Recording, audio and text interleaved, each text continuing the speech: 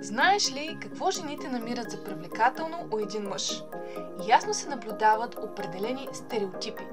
Тези стереотипи обаче често са изградени на база мода, кино или субективната представа на мъжа, вместо на реалното предпочитание на нежния пол.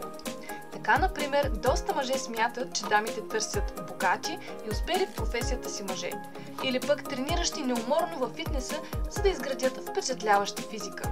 Други пък залагат на това упорито да засипват дамите с подаръци и комплименти.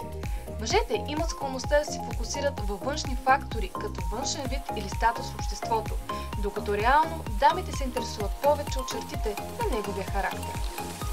Много жени биха се почувствали привлечени от мъже, които са социално адекватни, умеещи да се държат подобаващо сред други хора, също такива, поддържащи добра лична хигиена и физическо здраве, интелигентни и способни да водят задълбочени разговори, щедри и готови да подадат ръка на нуждаещ се, уверени, които знаят кои са и каква е тяхната мисия в живота.